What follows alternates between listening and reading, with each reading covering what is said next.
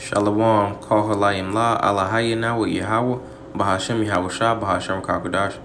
It's the brother Iwam, and this is Revelation chapter 6. And actually, I'm going to grab, I think it was Sirach 5 and 12 first. So it says, if this is Sirach, also known as Ecclesiastes, chapter 5 and verse 12 says, if thou hast understanding, answer thy neighbor. If not, lay thy hand upon thy mouth. So, through the Spirit, I'm going to break down Revelation chapter 6. If I don't understand something, then I'm just going to just read it. But Lord willing, this is edifying. So, it says, and I saw when the Lamb opened one of the seals, and I heard as it were the noise of thunder, one of the four beasts saying, come and see. And I saw, and behold, a white horse, and he that sat on him had a bow, and his crown was given unto him, and he went forth conquering and to conquer.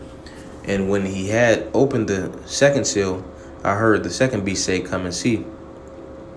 And there went out another horse that was red, and power was given unto him that sat thereon to take peace from the earth, and that they should kill one another. And there was given unto him a great sword. And that great sword is referring to the one that Esau was given, that he should live by the sword, and the fatness of the earth would be his. So Esau, Edom, the so-called white man, was given power to take peace from the earth. So then it says, and when he had opened the third seal, I heard the third beast say, come and see. And I beheld, and lo, the black horse, and he that sat on him had a pair of balances in his hand. And I heard a voice in the midst of the four beasts say, a measure of wheat for a penny, and 3 measures of barley for a penny. And see thou hurt not the oil and the wine. So it says measures of barley. So when you're measuring something, if you're measuring food out, you're portioning it, so you can get a certain amount of food. Wheat is, you make bread with wheat. So bread is synonymous with food. So you can get a certain amount of food for a certain amount of money. It's gonna be portioned out. So it's gonna be portioned out because it's gonna be so scarce. So then it says, and when he had opened the fourth seal, I heard the voice of the fourth beast say, come and see. And I looked, and behold, a pale horse, and his name that sat on him was Death, and hell followed him. And power was given unto them over the fourth part of the earth, to kill with the sword, and with hunger, and with death, and the beasts of the earth. So it says them. Them is referring to the plagues. It's going to be some plagues that ultimately trouble Babylon the Great, and the rest of the world, but mainly in Babylon the Great, the great whore. So then it says, and when he had opened the fifth seal, I saw under the altar of the souls of them that were slain for the word of Yahweh and for the testimony which they held. Some brothers are going to be martyrs for the faith, because if you go to Revelation 13 and 15, it says, and he had power to give life unto the image, that the image of the beast should both speak, and cause that as many as would not worship the image of the beast should be killed. So those that don't worship the image of the beast are ultimately, for the most part, going to be, whether they are going to be the those that are speaking the words of the word of Yahweh, of the Most High. And it says those are going to be slain, because if we see things are being censored, all throughout the internet, and then pretty soon the demonization of the prophets is going to come. So the men of the Lord aren't going to be on the highways and byways anymore. So if you're speaking up against it, if you're known to speak up against the system, then they're eventually they're gonna try to kill you off. So what was I at?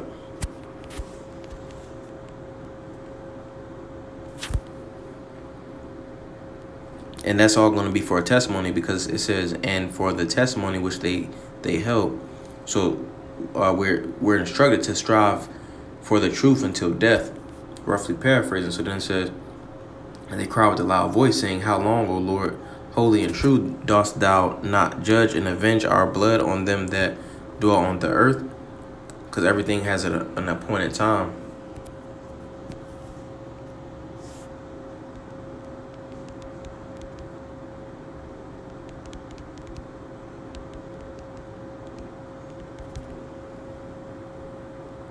This is Job 14:5. It says, Seeing his days are determined, the number of his months are with thee.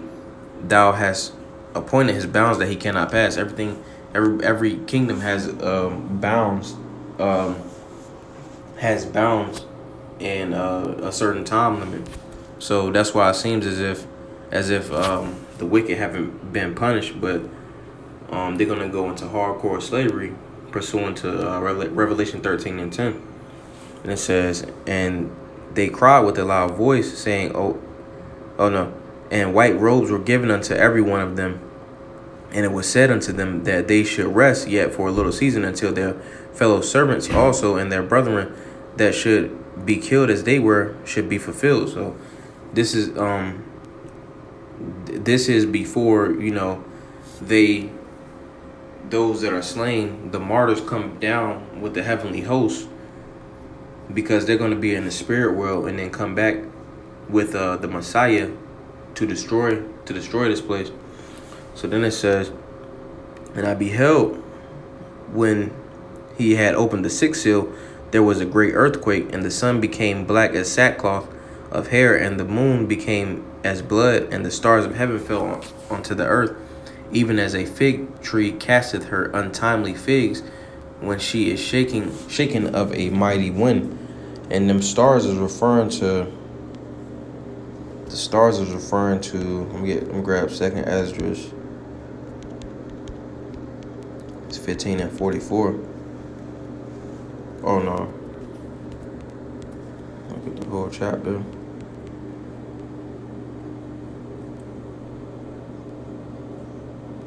It says, verse 35, second Esdras 15 and 35 says, they smite one upon another, and they shall smite down a great multitude of stars upon the heaven, or upon the earth, even their own star, and blood shall be from the sword unto the belly. So those stars are referring to the missiles, the nuclear missiles.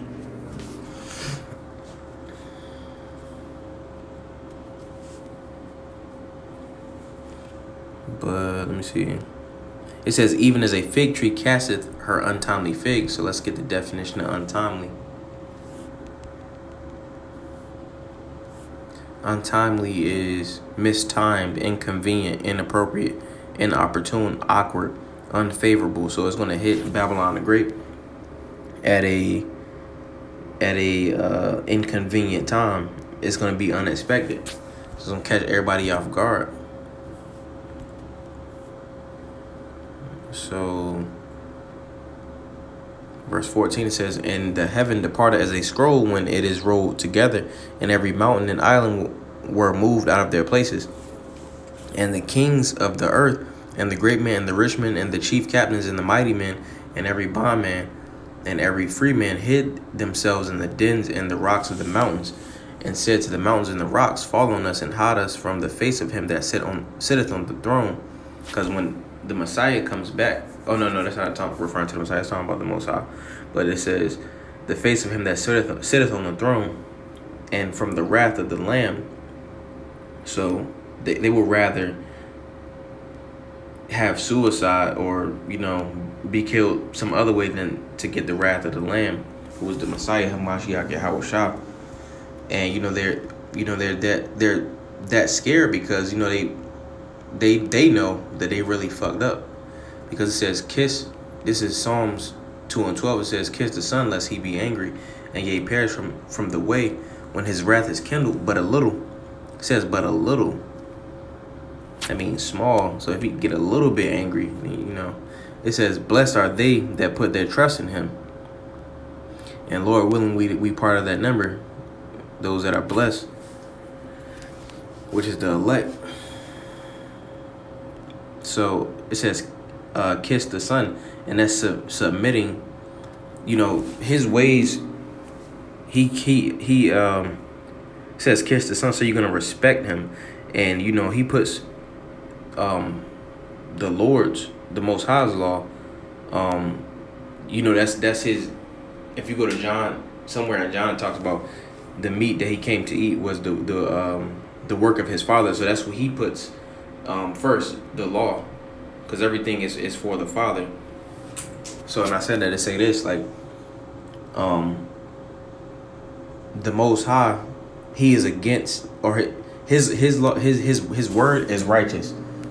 2/3 and the wicked and all the rest of the heathen had opportunities to turn back from their wicked ways, but they didn't want to kiss the Son. They didn't want to follow the ways that he was following. They didn't want to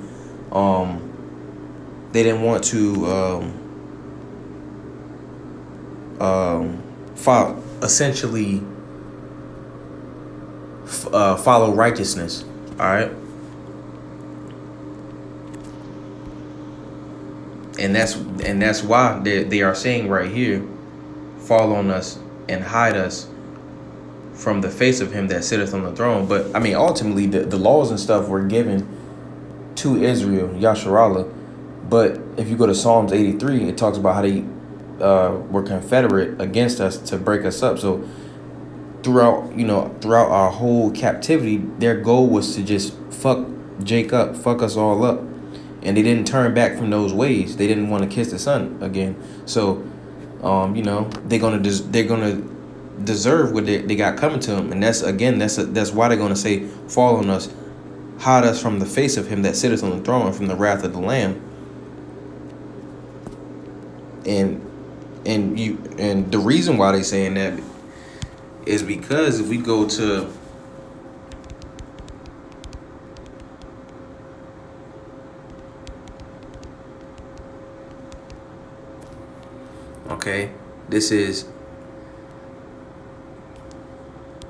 this is Isaiah 63. It says, who is this that cometh from Edom with dyed garments from Basra?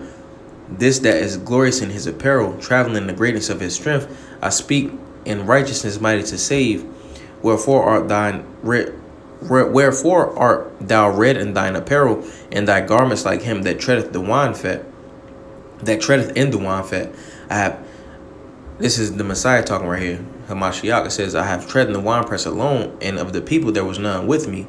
So it won't nobody with him. He put the work in by himself. So then it says, for I will tread them in mine anger. And if you go back to Psalms 2 and 12, it says, get him. I'm gonna go back to it. It says, kiss the Son, lest he be angry, and ye perish from the way, when his wrath is kindled, but a little, just a little bit. So it say, I will tread them in mine anger, and trample them in my fury, and their blood shall be sprinkled upon my garments, and I will stain all my raiment. Ooh. So he said, it's just gonna be blood everywhere. All right. So it says, the day of vengeance is in mine heart, and the year of my redeemed is come. So he got crucified over 2,000 years ago. So he got resurrected back up into the heavens, and he's sitting on the right side, the right side of the Most High. And it says, for the day of vengeance is in mine heart, and the year of my redeemed is come. So this is, I mean, he's been thinking about this for this amount of time. I know time is shorter up there, but he's been thinking about this. That's what he's coming back to do. So if we go back to verse 16 says, and said to them, to the mountains, fall on us and hide us from the throne, from the face of him that sitteth on the throne, and the wrath of the Lamb. For the great day of his wrath is come, and who shall be able to stand? Nobody. Ain't nobody gonna stand, man. If you're not of the elect, nobody's gonna stand. And they know that. You know that they know that they fucked up. They know that they fucked up and then turn from their you know, when they had a chance to repent and turn away from what they was doing. They didn't do that. They wanted to keep going what they had going on. So in Psalms 83, break us up as a nation, as well as 2/3 of our people. They wanted to keep following in the ways of the heathen. So y'all stay grounded in this truth, man. Cause you know it's about to get wild with these elections going on. So Abaratazah, that was edifying. I want to say call halayim la. Allah Hayy Nawi Yahweh Bahashem Yahweh Shah Bahashem Kakodash. Shalom.